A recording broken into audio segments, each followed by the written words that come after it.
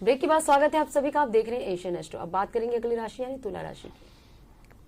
तुला इन लिब्रा, इस राशि में जो सबसे अच्छी बात है कि आप बहुत ज़्यादा कंसर्न रहेंगे अपने परिवार को लेकर के, और दोस्तों का भी बहुत बढ़िया साथ मिलने वाला है।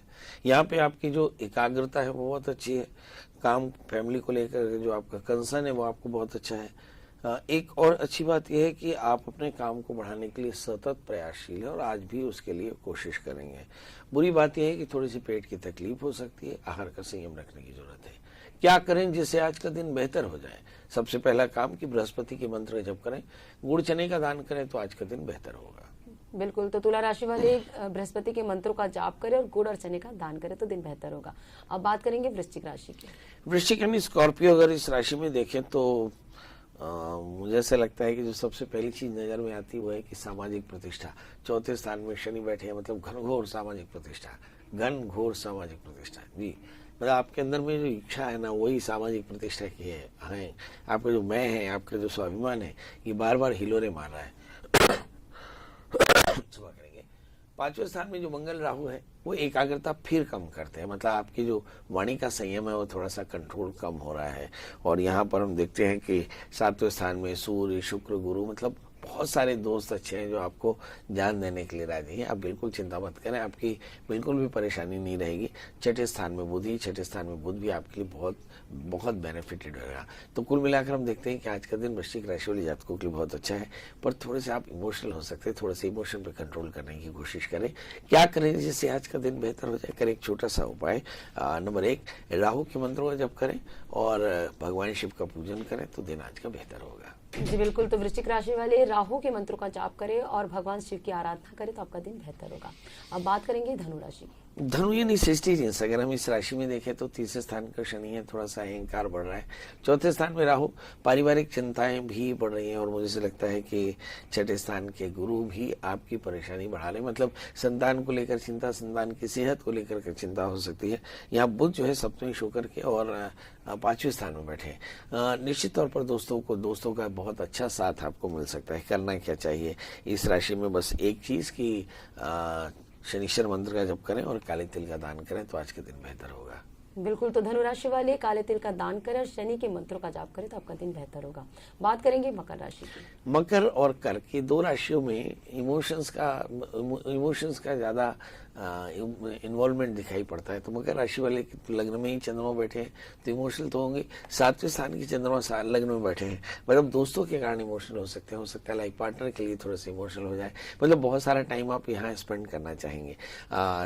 धन की स्थिति बहुत अच्छी है, काम में बहुत ज्यादा क्रिएटिव हो गए। चौथे स्थान में बुध है, मुझे से लगता है कि पेट की थोड़ी सी हल्की फुल्की तकलीफ हो सकती है। बहरहाल संतान को लेकर चिंता अच्छी है आपके। पांचवें स्थान में बृहस्पति है तो निश्चित तौर पर आपके काम में भी आप बहुत ज्यादा बेहतर कर रहे हैं। तो सवाल यह है कि करना क्या चाहिए? तो इस राशि में सिर्फ राहु के मंत्रों का जप करें तो आज का दिन बेहतर होगा। बिल्कुल, तो मकर राशि वाले राहु के मंत्रों का जाप करेंगे तो आपका दिन बेहतर होगा। बात करेंगे कुंभ राशि की। कुंभ यानी एक्वेरियस लग्न में शनि मगर 12वें स्थान में चंद्रमा।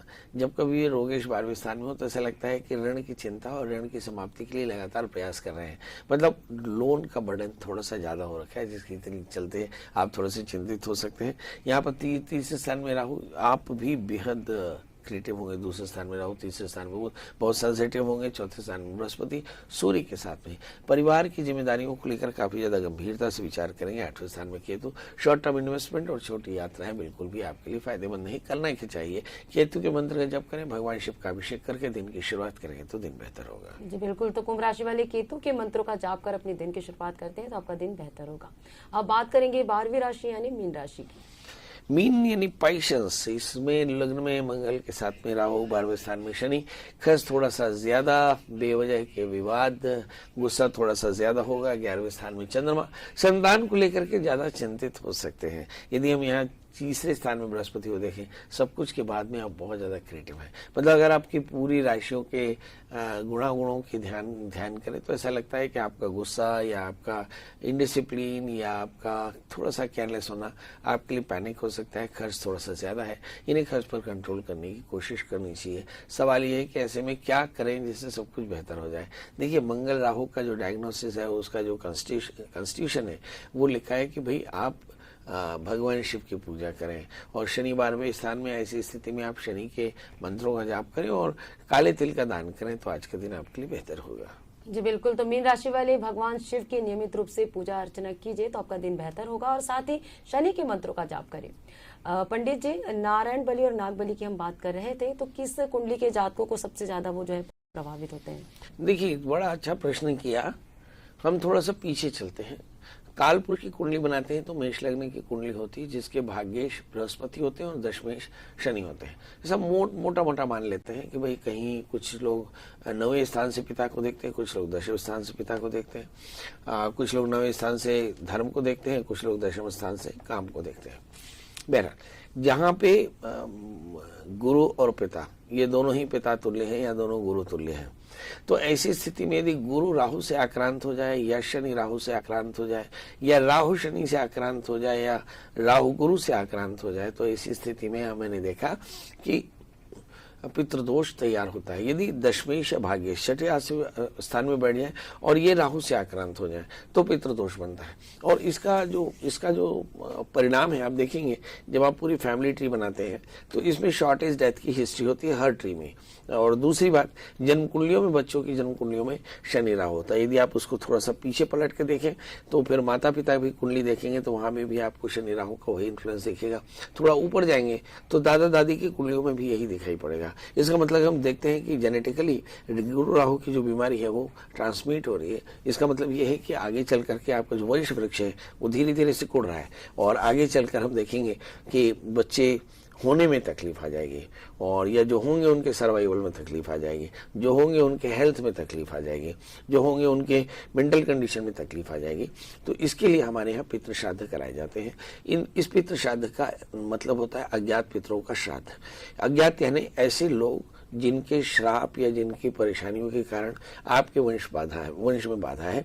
ऐसी स्थिति में आप अज्ञात पितरों का श्राद्ध किसी भी महीने के शुक्ल पक्ष की पंचमी, एकादशी या श्रवण नक्षत्र में कराते हैं। असल में हम देखें तो 27 दिनों में त्रिपाद के जो नक्षत्र, 3 पैर वाले, जो 3 चरण वाले जो नक्षत्र है उनको छोड़ करके, त्रिपाद के नक्षत्रों को छोड़ करके आप ये पूजा करा सकते हैं। इस पूजा की 2 खासियत है। नंबर ये, किसी नदी के किनारे होना चाहिए, किसी मंदिर के किनारे होना चाहिए, मंदिर के अंदर होना चाहिए, किसी नदी के किनारे होना चाहिए, विद्वान आचार्यों के द्वारा निर्देशित होना चाहिए, तो ये चीजें बेहतर होती है। इसी तरह से हम नागबलि की बात करें, नागबलि भी इसी के साथ चलने वाला एक उपक्रम है जिसमें सर्प दोषों की निवृत्ति के लिए कराया जाता है। माना जाता है कि हमारे कुल में अगर किसी ने सर्प को मार दिया तो उससे संतति अवरुद्ध होगा और उसके लिए विधिवत नारायण बलि के साथ में नागबलि कराई जाती है और फिर उसके बाद रुद्राभिषेक कराया जाता है।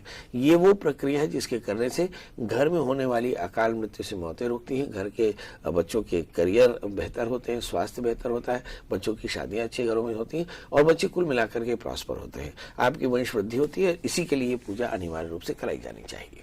जी बिल्कुल पंडित जी, जैसे कि मेरा और एक महत्वपूर्ण सवाल है कि लक्षण कैसे नजर आएगा कि हम इस परेशानी से जूझ रहे हैं? दोष कैसे पता चलेगा? आप जब अपने वर्टिकल को देख रहे हैं, किसी डॉक्टर के पास आप जाएंगे ही क्यों? आप डॉक्टर के पास जाते हैं मतलब कोई व्याधि लेके जाते हैं, ठीक है, और व्याधि अपने आप में प्रमाण होती है।